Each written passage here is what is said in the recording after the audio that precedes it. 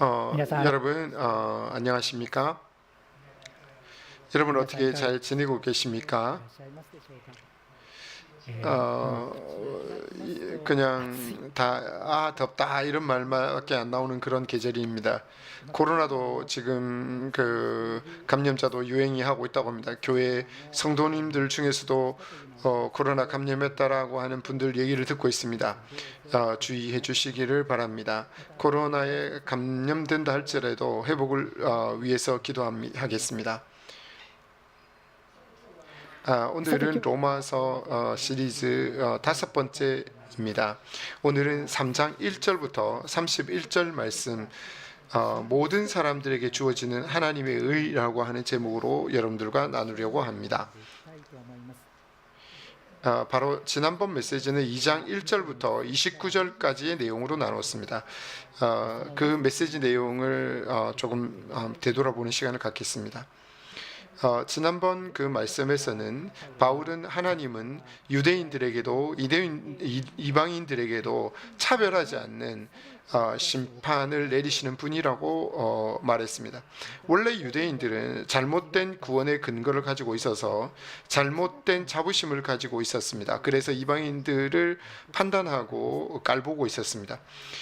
유대인들이 가지고 있는 잘못된 그 자부심이라고 하는 것은 유대인 크리스찬들에게도 나쁜 영향을 끼칠 가능성이 있었습니다. 유대인 크리스찬들과 이방인 크리스찬들이 충돌해서 교회가 분열할 위험이 있었던 것입니다.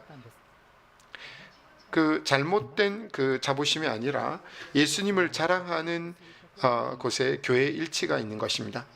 우리도 은혜 때문에 믿음으로 구원받은 자로서 예수님을 자랑하면서 걸어가자라는 내용을 배웠습니다.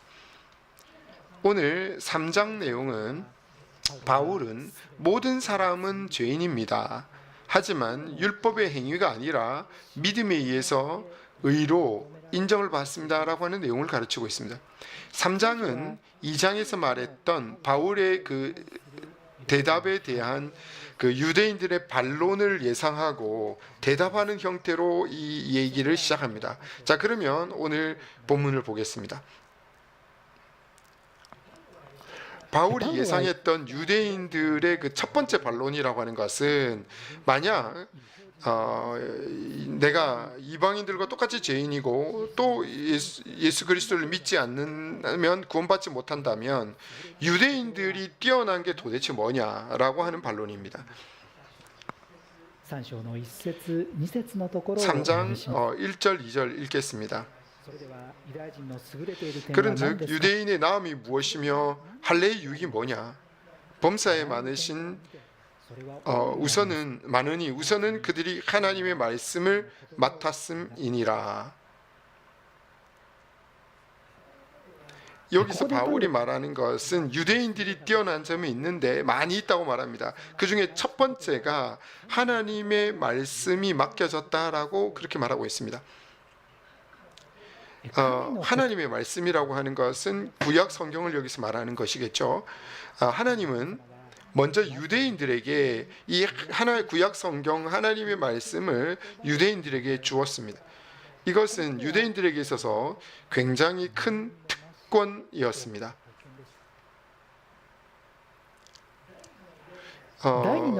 이 두 번째 유대인들의 반론이 있는데 3절부터 그 내용이 나옵니다. 자, 어떤 자들이 믿지 아니하였으면 어찌하리요? 그 믿지 아니함이 하나님의 미쁘심을 패하겠느냐? 만약에 유대인 가운데 하나님의 말씀을 믿지 않는 신실하지 못한 사람이 있다면 하나님이 약속하신 그 말씀의 진실은 그냥 캔슬이 되냐라고 하는 반론입니다. 유대 민족은 하나님으로부터 특별히 선택을 받은 민족이었습니다. 하나님과 특별한 계약 관계에 있었던 것입니다. 만약 유대인들에게 믿지 않는다면 그 계약 자체도 취소가 되냐, 그런 반론입니다. 그것에 대해서 4절에서 대답을 하고 있는데요. 4절을 읽어보겠습니다. 그럴 수 없느니라. 사람은 다 거짓되되 오직 하나님은 참되시다 할지어다.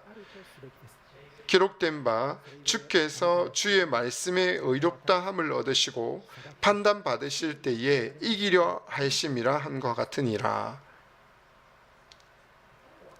바울은 이곳에서 절대로 그 계약 자체가 취소될 수 없다라고 말합니다. 만약 그 사람이 믿음을 갖지 않는다 할지라도 하나님은 이 말씀을 성실하게 지켜가시는 분이라고 말하고 있는 것입니다. 이 4절 후반부에는 시편 51편 4절 후반부 내용을 인용하고 있는데요. 이 말씀은 다윗이 하나님 앞에 자기 죄를 고백하는 그 문맥 가운데 나오는 내용입니다. 다윗이 죄를 지었다 할지라 해도 하나님의 신실함이 변함이 없다라고 하는 그런 내용입니다.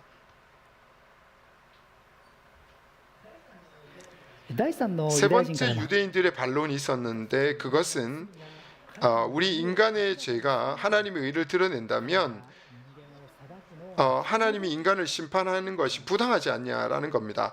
5절 6절입니다. 그러나 우리 불의가 하나님의 의를 드러나게 하며 무슨 말하리요? 내가 사람의 말대로 말하는 대로 말하노니 진노를 내리시는 하나님이 불의하시냐? 결코 그렇지 아니하니라. 만일 그러하면 하나님께서 어찌 세상을 심판하시리요? 이 반론의 내용은 조금 이해하기는 어렵습니다만 만약 우리 인간의 죄가 하나님의 그 발음을 분명하게 드러낸다면 우리 죄를 갖고 있는 우리 인간에게 분노를 내리시는 그 하나님은 옳지 않은 게 아니냐라고 하는 그런 반론입니다. 이 반론에 대해서 바울이 말하는데 결코 그런 일 없다라고 먼저 대답합니다. 부정을 좋게 여기는 하는 그 하나님이 세상을 어떻게 심판할 수 있겠냐라고 말하는 것입니다. 네 번째 유대인들로부터의 반론이 있는데 그것은 인간의 죄에 의해서 하나님의 진리가 분명하게 드러난다면 선을 행하기 위해서 악을 행하라라고 하는 것과 같지 않냐라고 하는 반론이었습니다. 7절 8절 읽어보겠습니다. 그러나 나의 거짓말로 하나님의 참되심이 더 풍성하여 그의 영광이 되었다면 어찌 내가 죄인처럼 심판을 받으리요? 8절입니다. 또는 그러면 선을 이루기 위하여 악을 행하지 하지 않겠느냐? 어떤 이들이 이렇게 비방하여 우리가 이런 말을 한다고 하니 그들은 정죄받는 것이 마땅하니라.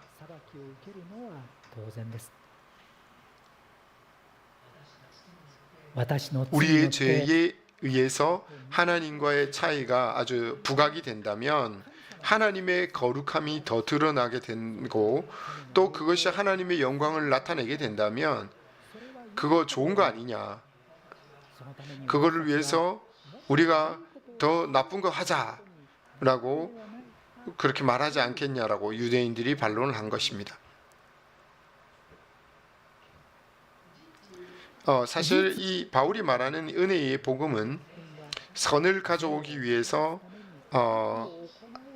악을 행하자라고 말하고 있다라고 어떤 사람들이 비난을 했습니다. 크리스찬들은 구원받고 있기 때문에 점점 악을 행해도 괜찮다라고 가르치고 있다라고 바울을 비판하는 사람들이 많이 있었습니다. 하지만 그런 중상을 입은 사람들이 심판을 받는 것은 당연하다고 바울이 지금 말하고 있는 것입니다.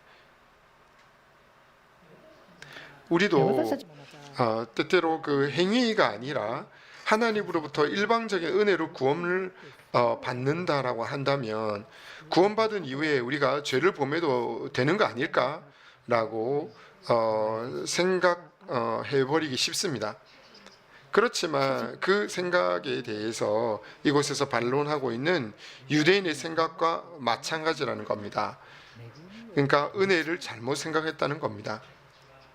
우리는 주어진 자유를 하나님의 말씀에 따라 사용하는 것이 합당하다는 겁니다. 여담입니다만 초대 목사님이셨던 타카키 케이타 목사님도 믿는 것만으로 구원받는다라고 하는 주장에 대해서 싼 은혜 혹은 안이한 믿음주의 또는 그냥 믿자라고 하는 주의 등의 비난을 받게 될 수 있다라고 믿는 것만으로 구원받는다라는 책에 쓰여져 있습니다. 과거에 이 타카키 목사님도 바울이 받은 그 중상과 같은 비난을 받고 있었던 것입니다. 수정과 같이 투명한 은혜의 복음을 전파하는 그 소중함을 우리도 마음에 새기고 있기를 바랍니다.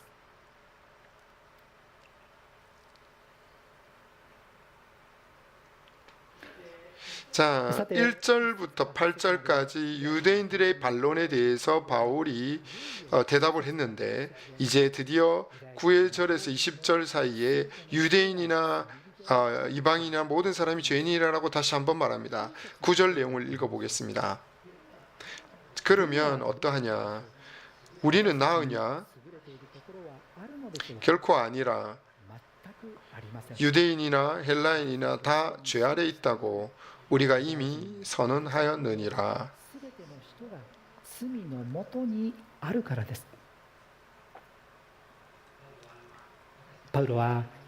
바울은 우리 유대인들이 뛰어난 것이 하나도 없다라고 말하고 있습니다.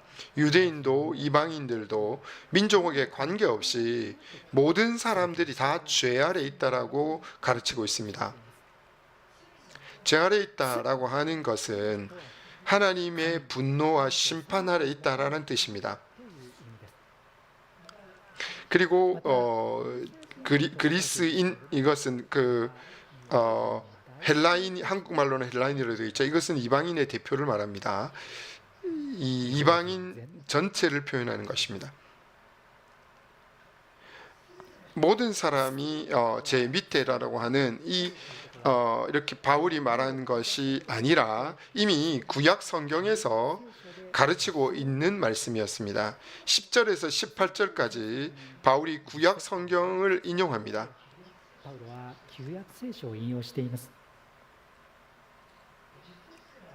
10절부터 12절은 모든 인간이 죄인이다라고 하는 것을 가르치고 있습니다. 13절부터 17절까지는 인간의 죄의 깊이에 대해서 말하고 있습니다. 그리고 18절은 인간의 죄의 그 깊이의 원인에 대해서 가르치고 있습니다. 구약 성경에서부터 인용해서 바울은 설명하고 있는 것입니다. 그리고 바로 그 뒤에 나오는 19절과 20절에서 바울은 율법을 행함에 따라서 사람이 하나님 앞에 의롭다고 인정받지 못한다라고 단언하고 있습니다. 19절 20절 읽겠습니다.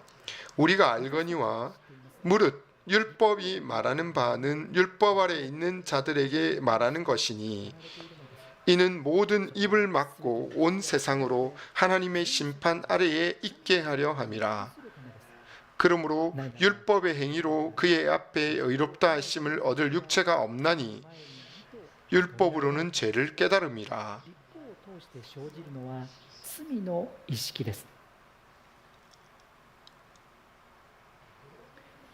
도덕적인 사람일수록 그 사람은 자신이 죄인이라고 하는 것을 인정하기 어렵다라고 합니다. 또 율법을 가지고 있던 이 유대인들은 자기들이 죄인이라고 하는 것을 더 인정하기 어려웠던 것입니다. 하지만 율법을 가진 유대인들도 죄인이라고 분명하게 밝혀진 것은 이방인을 포함해서 모든 사람들의 입이 다 막혀서 하나님의 심판을 잊기 위한 것이라고 바울이 가르치고 있는 것입니다. 이 말은 어떤 사람이라도 율법을 완전히 지키지는 못하게 되고 또 하나님 앞에서 의롭다고 인정받을 만한 사람은 한 명도 없기 때문입니다.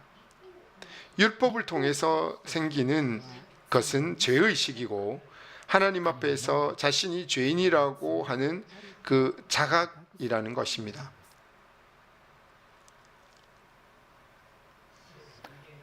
모든 인간이 죄 아래 놓여졌다라고 하는 이 절망적인 상황 속에서 우리 인간은 어디에서 희망을 찾아야 할까요? 바울은 21절에서 예수님을 믿는 모든 사람에게 주어지는 하나님의 의에 대해서 말하고 있습니다.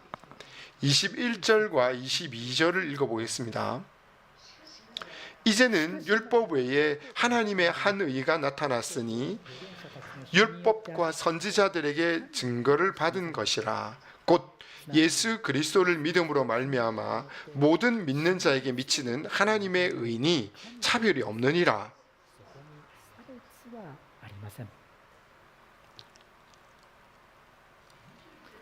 이 21절의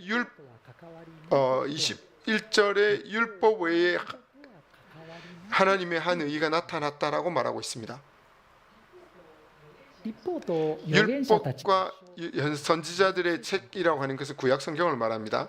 하나님의 의라고 하는 것은 구약 성경에 의해서 알려져 있는 것이라고 바울이 지금 말하고 있습니다. 22절에 나와 있는 하나님의 의라고 하는 것은 하나님 자신이 가지고 계시는 그 완전한 거룩함 또는 하나님과 인간과의 올바른 관계를 말합니다. 그래서 예수 그리스도를 구세주로 믿는 사람들에게는 믿는 그 순간 하나님의 완전한 거룩함이 선물로 주어진다는 것입니다. 그 사람의 실제적인 행보 가운데 죄나 또는 그 더러움이 많이 있습니다. 하지만 하나님의 그 완전한 거룩함이 그 사람을 완전히 둘러싸버린다는 겁니다. 예를 들면 우주 비행사가 입는 우주복처럼 하나님의 완전한 거룩함이 그 사람을 덮어버린다는 겁니다. 그 하나님의 거룩함 때문에 하나님은 그 사람을 그대로 받아들여 주신다는 겁니다. 다시 말해서 하나님이 그 사람을 볼 때는 그 사람의 그런 가운데 있는 그 하나하나의 죄나 이런 것들을 보는 것이 아니라 그 사람을 덮고 있는 바로 하나님 자신의 거룩함을 보고 있는 것입니다. 그걸 통해서 하나님은 그 사람을 완전히 거룩한 자라고 간주하시는 것입니다. 이 하나님의 완전한 거룩함이 주어지는 것, 바로 이것을 의로 인정받는다라고 성경이 말합니다.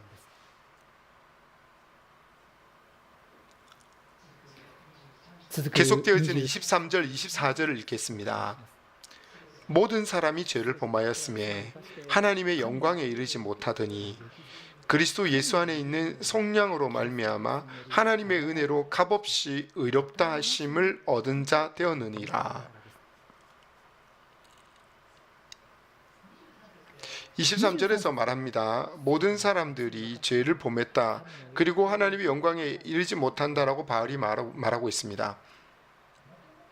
원래 우리 인간은 하나님을 닮도록 만들어졌고 하나님께 영광을 올리도록 만들어졌던 존재입니다. 그렇지만 모든 인간들이 죄를 범했기 때문에 하나님으로 떨어져서 분리돼서 하나님의 영광과는 전혀 거리가 없는 그런 존재로 되어져 버렸다라고 하는 것이 23절 말씀입니다. 24절 이곳에 보면 속량 이런 말이 있는데 이것은 돈을 주고 도래 시장으로부터 산다라는 뜻이 있습니다. 우리 인간은 죄 때문에 거룩하신 하나님으로부터 벗어나서 죄의 노래 시장에 놓여 있었던 상태였습니다. 바로 그곳에서 그냥 자기 마음대로 움직일 수도 없는 그런 상태에 있었습니다. 그러나 우리를 해방하시기 위해서 예수님께서 이 땅에 오셔서 십자가에 달려 돌아가신 것입니다. 예수님은 십자가에서 숨을 거두실 때 완료했다라고 외쳤습니다. 이것을 원어대로 말하자면 완전히 지불되었다라는 뜻입니다. 예수님은 십자가에서 우리 인간의 모든 사람의 죄의 대가를 지불하셨습니다. 이 구속 때문에 하나님은 예수님을 구주라고 믿는 자를 가치 없는 자로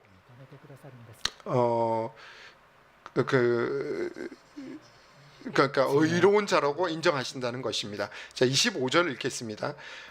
이 예수를 하나님이 그의 피로서 믿음으로 말미암아 화목제물로 세우셨으니 이는 하나님께서 길이 참으시는 중에 전에 죄를 지은 죄를 관가하심으로 자기를 의로우심을 나타내려 하심이니.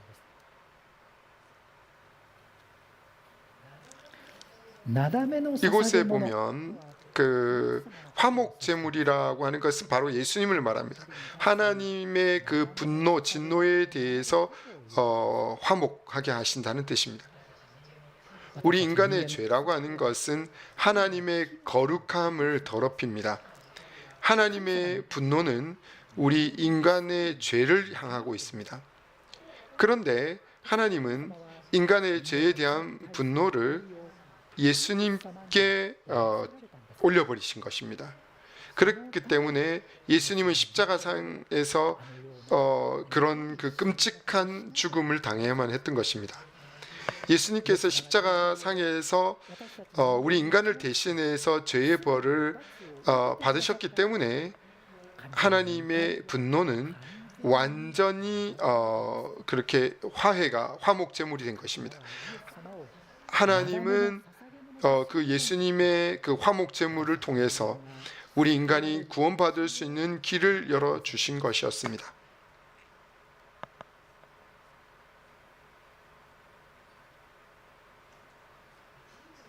계속되어지는 27절부터 31절 사이에 바울은 믿음을 통해서 구원받는 것으로부터 나오는 그 세 가지를 말합니다. 첫 번째는 우리 인간은 어떤 사람도 하나님 앞에서 자랑할 수 있는 사람이 없다라고 하는 것을 말합니다.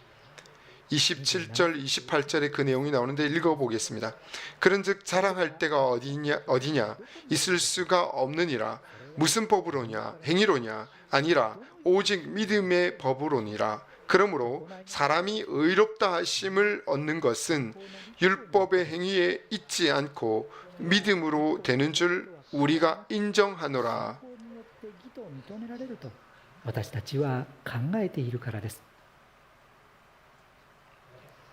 우리 인간은 하나님 앞에서 자기를 자랑할 수 있는 사람은 아무것도 없다라고 말합니다. 다시 말하자면 이 율법을 행함으로 구원받는 자는 아무도 없다, 그 뜻과 똑같은 의미입니다. 믿음에 의해서 사람은 의로 인정받을 수 있는 방법밖에 없는 것입니다. 믿음을 통해서 구원받는 것, 다른 의미의 두 번째 의미는 하나님은 특정 민족의 하나님이 아니라 모든 민족을 위한 하나님이라고 하는 것입니다. 29절 30절 읽어보겠습니다. 하나님은 다만 유대인의 하나님이시냐? 또한 이방인의 하나님은 아니시냐? 진실로 이방인의 하나님도 되시느니라.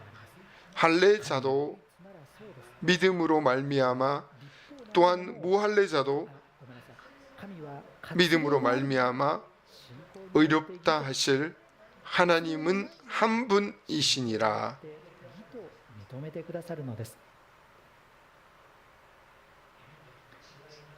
민족의 차이에 관계없이 예수 그리스도를 구세주로 믿는 사람은 하나님은 바로 의로 인정해 주신다는 겁니다. 우리 교회에서도 여러 나라에서 오신 분들이 모여 있습니다. 우리 교회의 모습 가운데서도 민족의 차이에 관계없이 예수님을 구세주로 믿는 사람은 바로 의로 인정해 주신다는 것을 배울 수가 있습니다.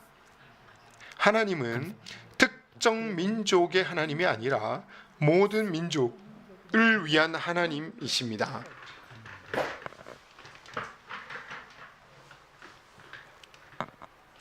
믿음으로 구원받는다라는 그 말에서 우리가 알아볼 수 있는 세 번째 포인트는 믿음에 의해서 율법이 무효가 되는 것이 아니라 더 확립이 된다는 것입니다. 31절 읽어보겠습니다.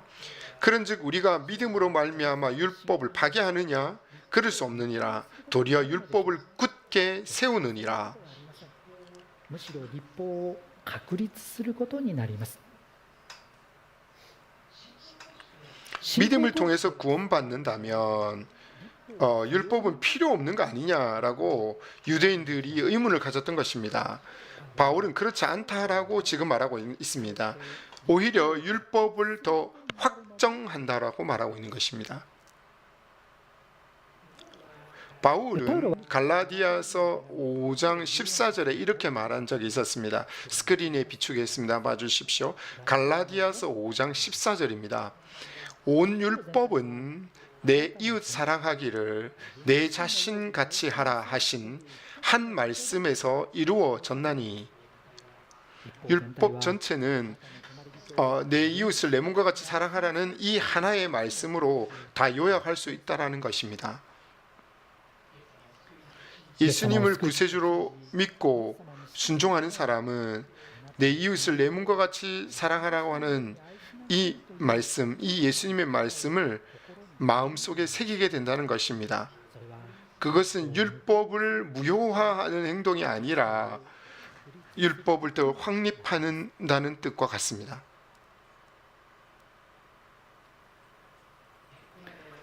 여기까지 우리는 오늘 말씀을 살펴봤는데요. 오늘 말씀으로부터 우리는 은혜에 의해서 믿음으로 의로 인정받는 자로서 하나님 앞에 은혜의 또 겸손의 중요성을 우리가 배울 수 있었습니다. 은혜라고 하는 것은 받을 가치가 없는 자에게 하나님이 주시는 사랑을 말합니다. 우리는 하나님의 의를 받을 가치가 없는 자였었습니다. 그런데 예수님을 자신의 구주로 믿는 것을 통해서 하나님의 의가 주어졌습니다. 하나님으로부터 일방적인 은혜로 인해서 하나님의 의가 주어진 것입니다. 이 은혜의 크기는 아무리 생각해봐도 우리가 이해할 수 없는 것입니다. 행함이 아니라 믿음에 의해서 하나님의 의가 주어진 것은 얼마나 아무리 감사를 하더라도 감사를 더 할 수밖에 없는 것입니다. 우리 크리스찬들의 마음 깊은 곳에 있는 그 감사의 생각입니다. 우리의 일상적인 걸음 가운데는 여러 가지 사건들이 일어납니다. 실망하는 일도 있습니다. 또 낙담하는 일도 있습니다. 또 받아들이기 어려운 일도 일어납니다. 여러 가지 일들이 우리 일상생활에서 일어납니다. 그렇지만 어떤 일이 일어난다 할지라도 하나님의 은혜가 변하지는 않습니다. 이 변하지 않는 하나님의 은혜에 대해서 우리 크리스찬들은 언제나 마음 깊은 곳에서 감사할 수가 있습니다. 항상 기뻐하라라는 말씀이 있죠. 데살로니가전서 5장 16절에 있습니다만 우리에게 있어서는 굉장히 친숙한 그 성경 말씀이죠. 친한 이 성경인과 함께 또 실천하기는 정말 어려운 말씀이기도 합니다. 그러나 우리가 은혜 때문에 믿음에 의해서 하나님의 의가 우리에게 주어진 것을 감사한다면 또 그것을 기억한다면 언제나 기뻐하라고 하는 이 말씀을 실천하는데 큰 도움이 될 것입니다. 항상 기뻐하라. 이 말씀 마음에 우리가 새길 수 있기를 바랍니다. 거기에 더해서 은혜 때문에 믿음에 의해서 하나님의 의가 주어진 자로서 우리는 이 은혜에 응답하는 삶을 말씀에서 배우고 또 기도하면서 나아가는 것이 중요합니다. 행위가 아니라 하나님으로부터 일방적인 은혜로 구원받았다면 구원받은 이후에도는 죄를 범해도 괜찮냐라고 우리가 생각해 버리기가 쉽습니다. 하지만 그것은 하나님의 은혜를 잘못 생각한 것입니다. 그게 아니라 은혜 때문에 믿음으로 하나님의 의를 받은 자로서 예수님께서 우리에게 어떻게 살라고 말씀하시는지를 생각하는 것이 중요하다는 것입니다. 그것을 위해서라도 우리는 하나님의 말씀을 통해서 배울 필요가 있는 것입니다. 예수님께서 소중하게 생각하는 것이 무엇인지를 배워야 할 필요가 있습니다. 学んでいく必要があります。 그리고 이 배운 것을 어떻게 자신의 삶 속에서 실천해 나가야 할지 기도하고 또 생각할 필요가 있다는 것입니다. 지난주 메시지에 우리 카지야마 목사님께서 큐티를 하는 것은 아침이나 저녁이나 상관없습니다만 가능하다면 아침에 하는 것을 추천한다라고 말씀하셨습니다. 그 메시지를 듣고 앞으로는 매일 아침에 큐티를 해야겠다라고 몇몇 분들이 응답을 해주셨습니다. 성경을 읽고 또 기도하고 또 큐티하는 시간을 가지는 이 우선순위를 가지고 소중하게 이 일들을 해나갈 수 있기를 바랍니다. 매일 큐티를 소중하게 여기는 것은 하나님의 은혜에 응답하는 아주 중요한 한 가지 방법입니다. 은혜 때문에 믿음으로 하나님의 의를 받은 자로서 가장 중요한 것 중에 하나라고 생각합니다. 자, 그러면 우리 같이 함께 기도합시다.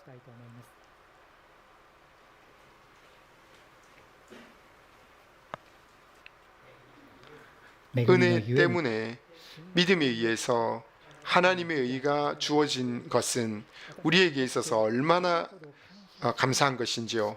아무리 감사해도 더 감사할 수밖에 없는 것입니다. 그 감사의 마음을 우리의 마음 깊은 곳에 항상 가질 수 있도록 그 감사의 마음이 생을 가지고 날마다 생활해 갈 수 있도록 기도합시다.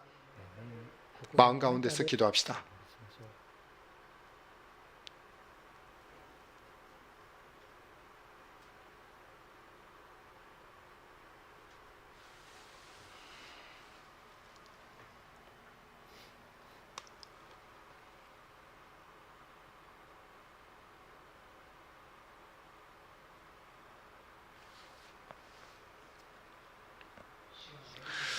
주님의 은혜에 응답하는 삶을 말씀에서 배우고 또 기도하고 생각해 나갈 수 있도록 또 그것을 위해서 하루 종일 매일매일 큐티를 하는 그것을 소중하게 생각할 수 있도록 각자 기도합시다.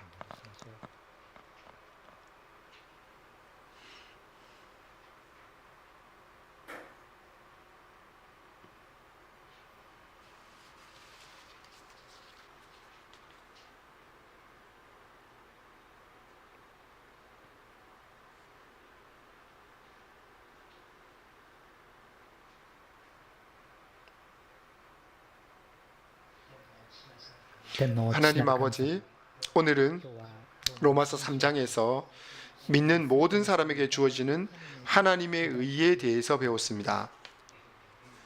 은혜에서 믿음에 의해서 하나님의 의가 주어진 것, 이것은 얼마나 아무리 감사를 해도 더 감사할 수밖에 없는 것입니다. 그 감사의 마음을 우리가 항상 마음에 새길 수 있도록 인도해 주시옵소서. 우리의 마음 깊은 곳에서 언제나 있는 그 기쁨으로 해 주시옵소서. 그 큰 은혜에 반응하는 합당한 삶이 어떤 것인지 날마다의 말씀을 통해서 가르쳐 주시옵소서. 예수님께서 소중하게 생각하는 것을 우리들도 소중하게 생각할 수 있도록, 그리고 날마다의 말씀에서 배우며 기도하며 큐티를 소중하게 생각할 수 있도록 기도합니다. 이 모든 기도를 예수님의 이름으로 기도했습니다. 아멘.